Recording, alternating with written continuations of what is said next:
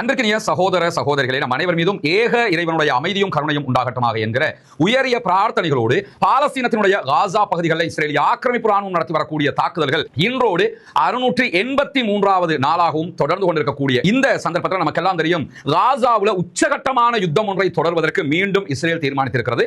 இஸ்ரேலுடைய பொதுமக்கள் அதற்கு 100% எதிர்ப்பை வெளியிட்டு வருகிறார்கள். தொடர்ந்து ஆர்ப்பாட்டங்களை நடத்தி வருகிறார்கள். இப்படியான சூழலிலும் யுத்தத்தை நிறுத்தவே மாட்டோம், கடைசி வரை நாங்கள் தாக்குதல் நடத்துவோம், பாலஸ்தீன விடுதலை அமைப்பை அழித்தே தீர்வோம் என்கிறார் இஸ்ரேலிய பிரதமர் பெஞ்சமின் நெதன்யாகு. இவருக்கு ஆதரவாக அமெரிக்க அதிபர் டொனால்ட் ட்ரம்பும் நின்று கொண்டிருக்கிறார். இந்த சூழல்ல இந்த யுத்தத்தை நாம் ஜெயிக்க முடியாது என்று இஸ்ரேலுடைய ராணுவம் பல கட்டங்களில் மிக தெளிவாக சொல்லிவிட்டது. எதை சொன்னாலும் இல்லை இல்லை நாங்கள் தாக்குதல் நடத்துவோம், நீங்கள் நடத்துங்கள் என்கிற ஆர்டரை ராணுவத்திற்கு பெஞ்சமின் நெதன்யாகு கொடுத்திருக்கக்கூடிய சூழல்ல இன்றைக்கும் கடந்த 24 மணி நேரங்களுக்குள்ளாக காசாவுக்குள்ள 67 அப்பாவிகள் கொல்லப்பட்டிருக்கிறார்கள், ஷஹீதாகி இருக்கிறார்கள், 343 பேர் படுகாயம் அடைந்திருக்கிறார்கள் என்கிற செய்திகள் வெளியாகி இருக்கக்கூடிய சூழல்ல இன்றைக்கு வெளியாகி இருக்கக்கூடிய ஒரு முக்கியமான செய்திதான், கத்தாரும் ஈஜிப்டும் இணைந்து முன்வைத்த ஒரு சீஸ் ஃபயர் ஒப்பந்தத்திற்கு, அமைதி ஒப்பந்தத்திற்கு பாலஸ்தீன விடுதலை அமைப்பு ஒப்புக்கொண்டிருக்கிறது. நாங்கள் அதற்கு தயார் என்று சொல்லி இருக்கிறார்கள். அதில் இருக்கக்கூடிய விவகாரம் என்னன்னா, 60 நாட்கள் யுத்த நிறுத்தம் ஏற்படுத்துவது, 2 மாதங்கள் யுத்தம் நிறுத்தப்படும். இதிலே ஒரு குறிப்பிட்ட அளவு பணைய கைதிகளை பாலஸ்தீன விடுதலை ராணுவம் விடுதலை செய்வார்கள். அவங்க பிணங்களாக கொடுப்பாங்க அல்லது உயிருள்ளவர்களாக கொடுப்பார்கள்.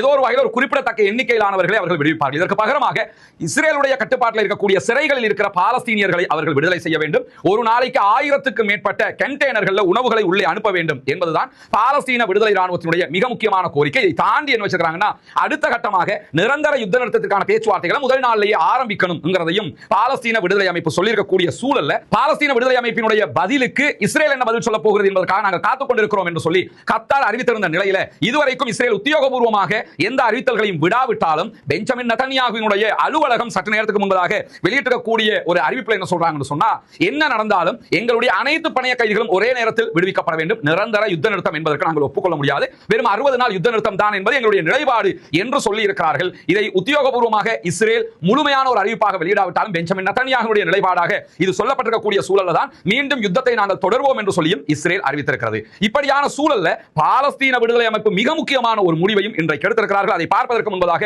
இன்றைய நாள் UNRWA வெளியிட்டிருக்கக்கூடிய மிக முக்கியமான சில செய்திகள் வெளியாகி இருக்கிறது. குறிப்பாக காசாவில் நடந்து வரக்கூடிய இஸ்ரேலிய ஆக்கிரமிப்பு ராணுவத்துடைய தாக்குதல்களில் UNRWA ஐநாவினுடைய பாலஸ்தீனத்திற்கான உதவி முகமையினுடைய 360 ஊழியர்கள் இதுவரைக்கும் கொல்லப்பட்டிருக்கிறார்கள். காசாவுக்குள்ள அவங்க அப்பாவி மக்களுக்கு உணவு கொடுப்பதற்காக, மாவுகளை கொடுக்கிறதுக்காக, அவர்களுடைய பசியை தீர்ப்பதற்காக பாடுபடக்கூடிய ஊழியர்கள், அவர்களை கொன்று குவித்திருக்கிறது இஸ்ரேல் என்கிற செய்திகள் வெளியாகி இருக்கிறது. அதே நேரத்தில் காசாவில் இருக்கக்கூடிய சுகாதார அமைச்சகத்தினுடைய டைரக்டர் ஜெனரல் வெளியிட்டிருக்கக்கூடிய ஒரு அறிவிப்பு ஜெனரல் முனீர் அல் பராஷ் வெளியிட்டிருக்கிறாரு. அது அவர் என்ன சொல்றாருன்னா, காசா பகுதிகளில் பட்டினியால் இறந்தவர்களுடைய எண்ணிக்கை 266 உயர்ந்திருக்கிறது.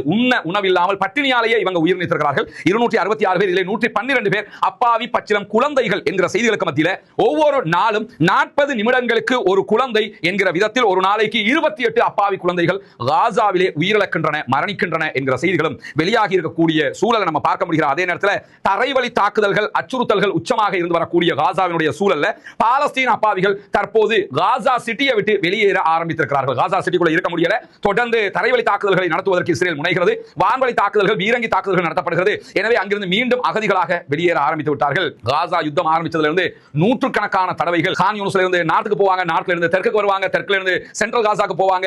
இப்படி அவர்களுடைய அகதி வாழ்க்கை 2 ஆண்டுகளை நெருங்குகிற இந்த காலகட்டத்திலும் தொடர்ந்து வரக்கூடிய சூழல்ல தான் கடுமையான ஷெல் தாக்குதல்கள் காசா பகுதிகளில் நடைபெற்று வருகிறது என்று அல் ஜசீராவினுடைய பத்திரிகையாளர்கள் நேரடி ஒளிபரப்பில் சொல்லிக் கொண்டிருக்கக்கூடிய சூழல்ல இன்றைய நாள்ல மொரோக்கோவில் இருந்து உணவுகள் வான்வழியாக காசாவுக்கு அனுப்பப்பட்டிருக்கின்றன என்கிற செய்திகளும் வெளியாகி இருக்கிறது. குறிப்பாக மொரோக்கோவினுடைய மன்னர் முகமது இந்த உத்தரவை பிறப்பித்திருப்பதாகவும் 100 டன் உணவுகளும் மருந்துகளும் காசா மக்களுக்கு வான்வழியாக வழங்கப்பட்டிருக்கிறது என்கிற செய்திகளும் வெளியாகி இருக்கிறது. நமக்கு தெரியும், இஸ்ரேல ஆபிரகாம் ஒப்பந்தத்தில் இஸ்ரேல் தனி நாடு என்று அங்கீகரித்த 3 நாடுகள் UAE, மொரோக்கோ, பஹ்ரைன். அந்த வட்டத்துக்குள்ள தான் இந்த மொரோக்கோ வர்றாங்க. இந்த நாடுகள் எல்லாத்தையும் நீங்க பாருங்க, இந்த மன்னர் ஆட்சி அங்கெல்லாம் இருக்கும். பஹ்ரைன்ல அப்படி இருக்கும், அதே மாதிரி UAE இருக்கும், அதே நேரத்தில் இந்த மொரோக்கோவிலையும் இருக்கு. அதாவது ஹிடன்ல மன்னர் ஆட்சி இருக்கும், அங்க ஜனநாயகமும் இருக்கிறது. ரெண்டையுமே அவங்க சொல்லிக் கொள்வாங்க. இப்படியான ஒரு சூழல்ல தான் மொரோக்கோவினுடைய மன்னர் அறிவிச்சிருக்கிறாரா 100 டன் போட்டுருக்காங்க. ஐநாவே மேல இருந்து போடாதாங்கிறான், கீழே விழுந்து மக்கள் எல்லாம் செத்து போறாங்க, உணவு போடுறதுங்கிறது ஒரு மீடியாவுக்கு காட்டுறதுக்காக நீங்க செய்றீங்கன்னு. இப்ப இந்த நாடுகள் எல்லாம் எப்படின்னு கேட்டா, நாங்க காசாவுக்கு உணவு கொடுக்குறோம் பாருங்க, மீடியாவில் ஒரு பேரை எடுத்துக்கொள்வதற்காக இந்த காரியத்தில் செய்றாங்க. நமக்கு தெரியும், நேற்று நம்ம பார்த்தோம், உக்ரைன்ல யுத்தத்தை நிறுத்தணும்னு யூரோப்பினுடைய தலைவர்கள் எல்லாம் சேர்ந்து ஜெலன்ஸ்கியோட, உக்ரைன் அதிபரோட சேர்ந்து டொனால்ட் ட்ரம்பை சந்திக்கிறாங்க. நீங்க தனியா போயிடாதீங்க, நாங்க எல்லாம் வர்றோம். பிரான்சில் மக்ரான் போறாரு, அதே போன்று ஸ்டாமர் போறாரு, யூகேல இருந்து மற்ற நாடுகள் எல்லாருமே போய் நின்று உக்ரைன் போரை நிறுத்தணும் சொல்லி நிக்கிறாங்க. ஆனா காசா போரை நிறுத்துறதுக்கு அரபு நாடுகளாவது இப்படி எல்லாருமா சேர்ந்து போய் டொனால்ட் ட்ரம்ப் சந்திச்சு பேசினாங்களா? அப்படி ஒரு வாய்ப்பை நீங்க எங்கேயாவது பாத்தீங்களா?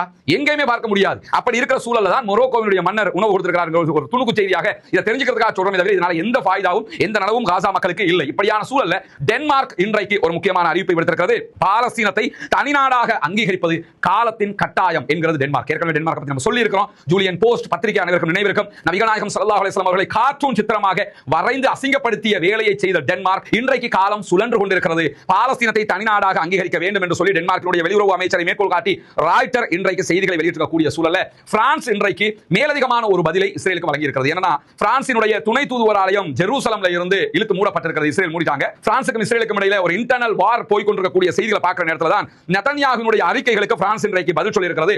இரு நாடுகள் என்கிற தீர்வுல பாரிஸ் உறுதியாக இருக்கிறது என்கிறது அந்த அறிக்கை. அதிலும் குறிப்பாக கிரேட்டர் இஸ்ரேல் என்கிற இஸ்ரேலிய பிரதமருடைய அறிவிப்புகளை மொத்தமாக நாங்கள் நிராகரிக்கிறோம். இருக்கிற இஸ்ரேலை நீங்க காப்பாத்தி கொண்டா போதும், கிரேட்டர் இஸ்ரேல் என்கிற பேர்ல காசாவை கூட உங்களால கைப்பற்ற முடியாம இருக்குது. எதுக்கு தேவையில்லாத வேலை? புடிங்கின ஆணி பூரா தேவையில்லாத ஆணியா இருக்குது. பொத்தி கொண்டு இருங்கிற விதமாக அந்த அறிக்கை அவர்கள் வெளியிட்டிருப்பது மட்டுமல்லாம பாலஸ்தீன அரசாங்கத்தை தனி நாடாக தனி அரசாக நாங்கள் அங்கீகரிப்பது என்பது இந்த யுத்தத்தை நிறுத்துவதற்கான ஒரு வழியாக நாங்கள் பார்க்கிறோம். இந்த யுத்தத்தை நிறுத்த மாட்டேங்கிறீங்க, நீங்க தொடர்ந்து அட்டாக் பண்றீங்க, இதை அங்கீகரிச்சா நீங்க நிறுத்துவீங்கிறதுனால தான் நாங்க இந்த வழிக்கு போறோம் என்று சொல்லி மிக தெளிவாக இன்றைக்கு பிரான்ஸ் சொல்லிட்டு இருக்கக்கூடிய ஒரு அறிவிப்பிலையும் அவர்கள் இந்த செய்தியை சொல்லியிருக்கக்கூடிய சூழல்ல ஆஸ்திரேலிய அதிபருக்கு இன்றைக்கு இஸ்ரேலிய பிரதமர் பெஞ்சமின் நெதன்யாகு கடுமையான ஒரு எச்சரிக்கை அல்லது ஒரு பதிலடியை கொடுத்திருக்கிறார் என்று சொல்லலாம். என்னன்னா ஆஸ்திரேலியாவுடைய பிரதமர் நாங்களும் பாலஸ்தீனத்தை தனிநாடாக அங்கீகரிக்கப்படும் எல்லா ரெட் லைனையும் தாண்டிட்டீங்க என்று சொன்னது மட்டுமல்லாம இஸ்ரேலுடைய இனவாத எம்பி ஒருவருக்கு ஆஸ்திரேலியா செல்வதற்கான விசா ரத்து செய்யப்பட்டிருந்த நிலையில பெஞ்சமின் நெதன்யாகுவினுடைய அரசாங்கத்திற்கும் ஆஸ்திரேலியாவினுடைய அரசாங்கத்துக்கும் இடையில ராஜதந்திர நெருக்கடிகள் முற்றுக்கொண்டு வருகிற போதுதான் இன்றைக்கு ஆஸ்திரேலியாவுடைய பிரதமர் ஆந்தோனி அல்பானிஸுக்கு எதிராக பெஞ்சமின் நெதன்யாகு கருத்து வெளியிட்டிருக்கிறார்.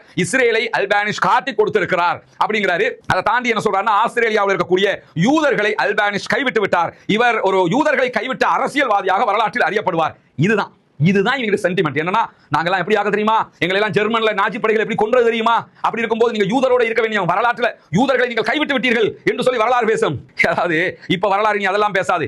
காசாவில் நரவேட்டை ஆடினார் நெதன்யாகு என்பதைத்தான் நீங்க வரலாறு பேசும். அதை தெரிஞ்சுதான் அல்பானிஸே என்ன பண்றாருன்னு கேட்டா இந்த மாதிரி ஒரு நிலையை எடுத்திருக்கிறாருங்கிறத பெஞ்சமின் நெதன்யாகு புரிஞ்சு முடியல. ஜெயில் கம்பி என்ன வேண்டிய ஒரு நிர்பந்தம் வரும்ங்கிறதையும் காலம் நமக்கு உணர்த்தி கொண்டே இருக்கக்கூடிய சூழல் தான் இன்றைக்கு பாலஸ்தீன விடுதலை அமைப்பினுடைய துணை ராணுவ குழு நிறைய தாக்குதல்களை நடத்தி இருக்கிறது என்கிற செய்திகளும் வெளியாகி இருக்கக்கூடிய சூழல் ஜாய்டவுன் பகுதிகளில் இன்றைக்கு ஒரு வெடிகுண்டை வெடிக்க செய்து இஸ்ரேலிய ஆக்கிரமிப்பு ராணுவத்தினுடைய ஒரு வெஹிக்கிளை மொத்தமாக நாங்கள் அளித்திருக்கிறோம் என்கிற செய்திகளை இன்றைக்கு பாலஸ்தீன விடுதலை அமைப்பினுடைய துணை ராணுவ குழு வெளியிட்டிருக்கிறது. இப்படியான சூழல்ல தான் இன்றைக்கு வெளியாகி இருக்கக்கூடிய ஒரு முக்கியமான செய்தி என்னன்னு சொன்னா பாலஸ்தீன விடுதலை அமைப்பு ஒரு வீடியோ வெளியிட்டிருக்காங்க. தாக்குதல்கள் நடத்தப்படுகிற வீடியோ வெளியிட்டிருக்காங்க.